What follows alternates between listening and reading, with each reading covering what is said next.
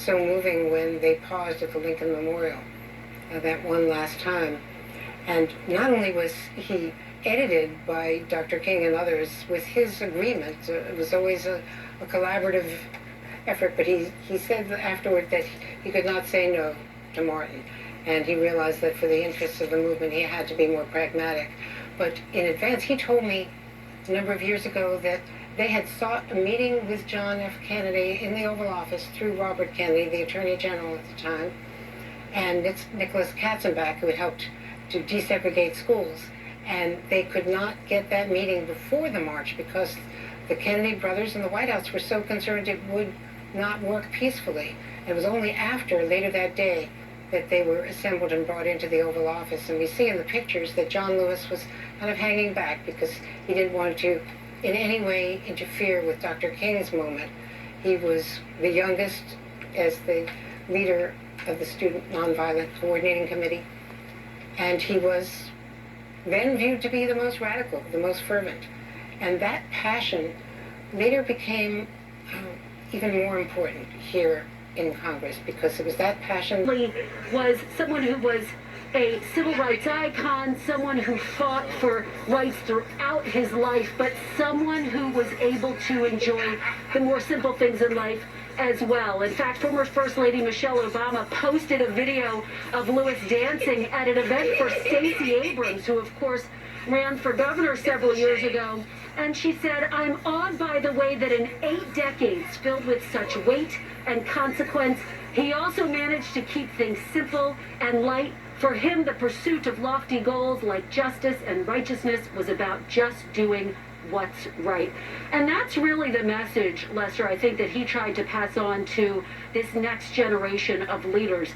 He campaigned and fought vigorously for people he wanted to see in power, like Stacey Abrams.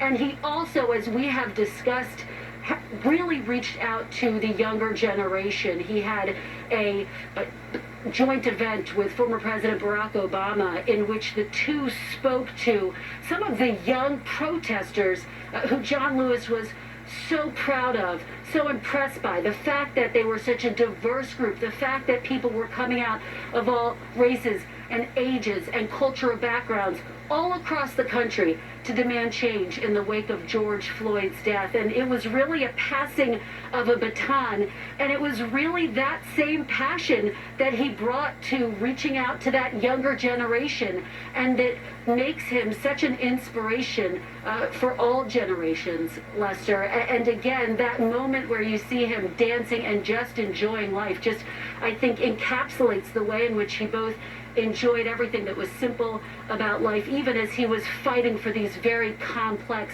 hard-fought ideals. And he did fight for them into his final days. He was sick, of course, with cancer, and yet that didn't stop him from joining in that town hall with President Barack Obama one more time. Lester? Yeah, thanks for sharing that, Kristen. Eugene Robinson, I think, wants to join in here as well. Eugene? Yeah, Lester, I just want to say a word about Congressman Lewis's incredible bravery, and we talk about that, but I think few Americans perhaps really understood what that meant. I mean, because few of us have deeply studied the movement led by Mohandas Gandhi in India, for example, that freed the subcontinent from British rule. That commitment of nonviolent confrontation. John Lewis did deeply study that movement and studied that philosophy and understood it and internalized it. And I am just constantly in awe of the courage and the bravery that it took for him and all the others, including Amelia Boynton, Hosea Williams, all the ones who crossed that bridge and who took the freedom rides and who did all the things that the civil rights movement leaders and members did, going into situations knowing they would be attacked.